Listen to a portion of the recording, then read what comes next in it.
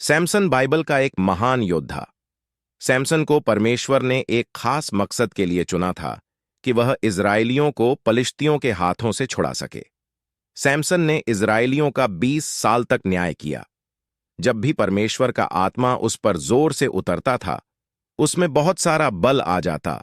Bible कहती उसने नंगे हाथों से एक शेर को फाड़ डाला, जैसे कोई बकरी के बच्चे को फाड़े, और उसने गधे के जबड़े की हड्डी से 1000 लोगों को मार डाला और बहुत सारे पलिश्तियों को मार डाला। पलिश्तियों के सरदार सैमसन से बदला लेना चाहते थे। उनकी बहुत कोशिशें के बाद भी वह सैमसन को पकड़ नहीं पाए। एक दिन सैमसन एक लड़की से प्रेम करने लगा जिसका नाम दलीला था। वह एक पलिश्तिनी थी।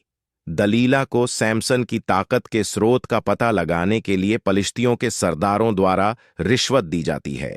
ऐसा करने के 3 असफल प्रयासों के बाद वह अंततः सैमसन को यह बताने के लिए उकसाती है कि उसकी शक्ति उसके बालों से आती है। जैसे ही वह सोता है, दलीला सैमसन के बाल काट देती है, जिससे वह उसे पलिश्तियों को सौंपने में सक्षम हो जाती है। पलिश्तिनी उसकी दोनों आंखों को फोड़ देते हैं और उसको बांध कर ले जाते हैं। सैमसन की एक गलती ने सैमसन को पलिश्तियों को पकड़वा देती है। सैमसन शारीरिक हो गया और परमेश्वर का आत्मा सैमसन पर से उठ गया। सैमसन को दलीला ने धोखा दिया और उसके गिरने का कारण बनी। इसलिए परमेश्वर का वचन नीति वचन 5 अध्याय में परमेश्वर यूं कहते हैं, क्योंकि पराई स्त्री के ओठों से मधु टपकता है और उसकी बातें तेल से भी अधिक चिकनी होती हैं, परंतु इसका परिणाम नागदौना सा कड़ुआ और दोधारी तलवार सा पैना होता है। उसके पांव मृत्यु की ओर बढ़ते हैं और उसके पग अधोलोक तक पहुंचते हैं। इसलिए उसे जीवन का समत्थर पथ नहीं मिल पाता। उसके चाल चलन में चंचलता है, परंतु उसे वह आप नहीं जानती।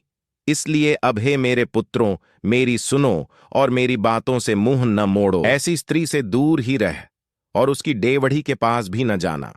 कहीं ऐसा न हो कि तू अपना यश औरों के हाथ और अपना जीवन क्रूर जन के वश में कर दे। आमीन।